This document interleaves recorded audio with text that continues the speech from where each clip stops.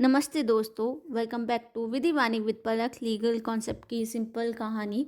आज हम Indian contract act के सबसे इम्पॉर्टेंट टॉपिक कॉन्ट्रैक्ट और उसके एसेंशियल एलिमेंट को डिटेल में समझेंगे विद रियल लाइफ एग्जांपल। ये टॉपिक हर लॉ स्टूडेंट के लिए इम्पॉर्टेंट है, सो लेट्स बिगिन। सबसे पहले हम देखते हैं कॉन्ट्रैक्ट होता क्या है। Section 2H of Indian contract act define करता है कॉन्ट्रैक्ट को और कहता है वो एग्रीमेंट जो इन्फोर्सेबल बाय लॉ होता है उनको हम कॉन्ट्रैक्ट कहते हैं। और एवरी कॉन्ट्रैक्ट जो होता है वो एग्रीमेंट से स्टार्ट होता है। सर फ्रेडरिक पॉलेक ने भी कहा था एवरी एग्रीमेंट और प्रॉमिस जो इन्फोर्सेबल बाय लॉ होते हैं उनको हम कॉन्ट्रैक्ट कहते हैं। कॉन्ट्रैक्ट को अच्छे से समझने के लिए अब हम सबसे पहले देखते हैं एग्रीमेंट और कॉन्ट्रैक्ट के बीच में डिफरेंस क्या है। एग्रीमेंट जो है section 2E of Indian contract 1872 वो डिफाइन करता है। ये कहता है कि एवरी प्रॉमिस या फिर सेट ऑफ प्रॉमिस जो कंसिडरेशन फॉर्म करती है फॉर जो भी पार्टी इन्वॉल्व होती है उसमें, उसको हम एग्रीमेंट कहते हैं। यहाँ पे प्रॉमिस का मतलब है एक्सेप्टेंस टू एन ऑफर और अ प्रपोजल। कॉन्ट्रैक्ट का मतलब होता है एग्रीमेंट इन्फोर्सेबल बाय लॉ।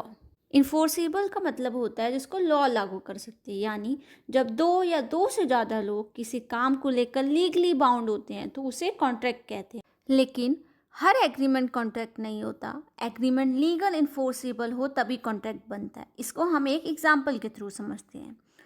मान लीजिए तुम्हारे फ्रेंड ने बोला कि वो कल तुम्हारे लिए चॉकलेट लाएगा पर नहीं लाया, क्या तुम उनके खिलाफ केस कर सकते हो?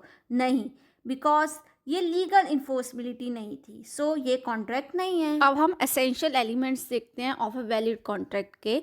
सेक्शन 10 बताता है कंडीशंस या फिर जो एसेंशियल रिक्वायर्ड है फॉर अ कॉन्ट्रैक्ट। पहला offer and acceptance, legal consideration, capacity, legality, free consent. अब हम इसको एक एक करके समझते हैं। अब हम फर्स्ट एलिमेंट देखते हैं ऑफर एंड एक्सेप्टेंस। इसमें 2 पार्टीज होनी चाहिए कॉन्ट्रैक्ट में, जहाँ पर 1 पार्टी ऑफर दे रही हो, अदर एक्सेप्ट करे। सेक्शन 2A जो है वो डिफाइन करता है प्रपोजल को या फिर ऑफर को। जो सेक्शन 2B है वो डिफाइन करता है एक्सेप्टेंस को। जो पर्सन ऑफर दे रहा होता है उसको हम प्रॉमिसर या फिर ऑफरर कहते हैं। जो पर्सन एक्सेप्ट कर रहा होता है उसको हम प्रॉमिसी या फिर एक्सेप्टर कहते हैं। दूसरी कंडीशन है consideration. Section 2D of Indian contract define करता है कंसिडरेशन को।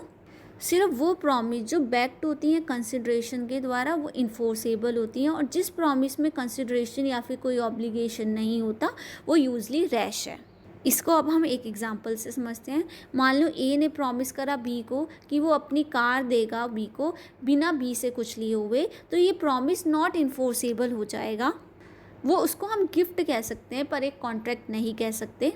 एक एग्रीमेंट विदाउट कंसिडरेशन जो है वॉइड होता है। कंसिडरेशन का मतलब होता है when at the desire of the promisor the promisee or any other person promises to do or abstain from doing something, उसको हम कंसिडरेशन कहते हैं।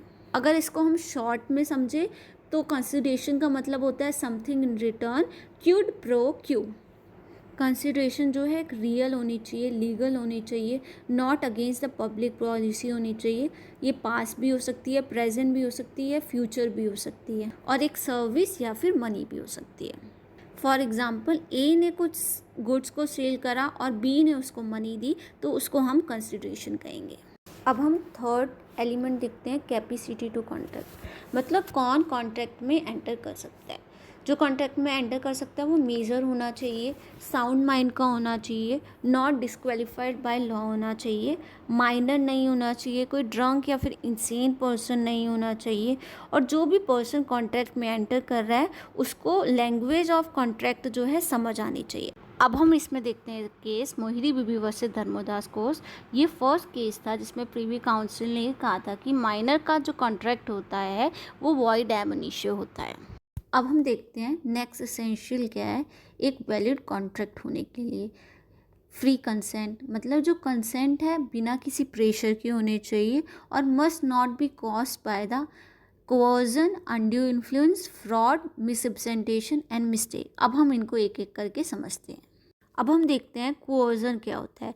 सेक्शन 15 जो है इंडियन कॉन्ट्रैक्ट एक्ट 1872 का, वो कोअर्जन को डिफाइन करता है।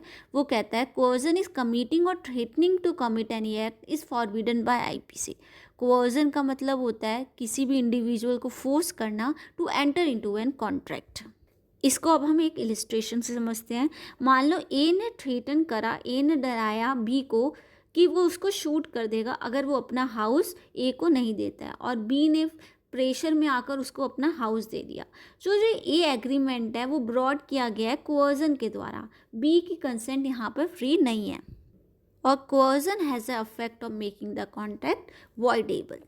अब हम अनड्यू इन्फ्लुएंस को देखते हैं। When one party dominates the will of other and uses that position to obtain an unfair advantage, it is called undue influence.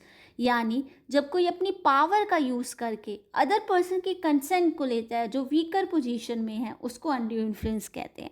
इसको अब हम एक एग्जाम्पल के थ्रू समझते हैं। मान लीजिए एक टीचर ने अपने वीकर स्टूडेंट को फोर्स करा कि वो अपनी प्रॉपर्टी ट्रांसफ़र कर दे, नहीं तो मैं उसको एग्ज़ाम में फ़ेल कर दूंगा। अब हम अनड्यू इन्फ्लुएंस का सेकेंड एग्जाम्पल देखते हैं। मान लीजिए एक ओल्ड मैन हॉस्पिटल में एडमिट है। नर्स उससे कहती है, आप अगर मुझे अपनी प्रॉपर्टी नहीं देंगे तो मैं आपका अच्छे से ख्याल नहीं रखूँगी। वो डर कर इमोशनल प्रेशर में आकर प्रॉपर्टी ट्रांसफ़र कर देता है। ये है अनड्यू इन्फ्लुएंस। अब नेक्स्ट है फ्रॉड। फ्रॉड का मतलब होता है जब कोई व्यक्ति जानबूझकर झूठ बोलता है या किसी इंपॉर्टेंट बात को छुपाता है with the intention to cheat the other party. Section 17 इस कंसेप्ट को डिफाइन करता है। अब हम इसको एक एग्जांपल से समझते हैं। मान लीजिए ए एक कार बेचता है बी को और कहता है बिल्कुल कार एक्सीडेंट फ्री है, लेकिन ए को पता होता है कि कार ऑलरेडी एक एक्सीडेंट में डैमेज हो चुकी है। ये फ्रॉड है और कॉन्ट्रैक्ट वॉइडेबल है। मिसरिप्रेजेंटेशन का मतलब होता है किसी फैक्ट को गलत बताना बिना फ्रॉड के इंटेंशन रखे। ये भी कॉन्ट्रैक्ट को वॉइडेबल बना सकता है, लेकिन फ्रॉड से डिफरेंस ये है कि यहाँ कोई धोखा देने की इंटेंशन नहीं होती। अब हम एक इसके एग्जांपल देखते हैं। मान लो ए सोचता है कि उसका फ़ोन ब्रांड न्यू है और वो बी को बेचता है। बी बाद में पाता है कि फ़ोन यूज था। ये मिसरिप्रेजेंटेशन है क्योंकि ए का इंटेंशन चीट करने का नहीं था। अब हम फ्रॉड और मिसरिप्रेजेंटेशन में डिफरेंस देखते हैं। फ्रॉड में झूठ बोला जाता है जानबूझकर, मिसरिप्रेजेंटेशन में गलत बात बोली जाती है बिना इंटेंशन के। फ्रॉड में पनिशेबल इंटेंशन होता है, मिसरिप्रेजेंटेशन में नहीं। अब नेक्स्ट है लीगैलिटी, यानी जो पर्पस है वो लीगल होना चाहिए। The object must not be illegal, नहीं होना चाहिए, इमोरल नहीं होना चाहिए, अपोज टू पब्लिक पॉलिसी नहीं होना चाहिए। जैसे किसी को ड्रग्स खरीदने के लिए पैसे देना, ये वैलिड कॉन्ट्रैक्ट नहीं है। अब हम लास्ट में देखते हैं इसका कंक्लूजन क्या है। कॉन्ट्रैक्ट वो होता है जो लीगली इन्फोर्सेबल एग्रीमेंट होते हैं बिटवीन द टू और मोर पार्टी। ये डिफाइंड है section 2H of the Indian contract act में, और ये कहता है ऐसे एग्रीमेंट जो इन्फोर्सेबल बाय लॉ होते हैं। और to make an agreement a valid contract उनको ये फॉलोइंग कंडीशन फुलफिल करनी होगी: offer, acceptance, lawful consideration, free consent, lawful object, capacity of the party. If you found this video helpful please like, share and subscribe, ताकि legal learning कभी ना हो boring.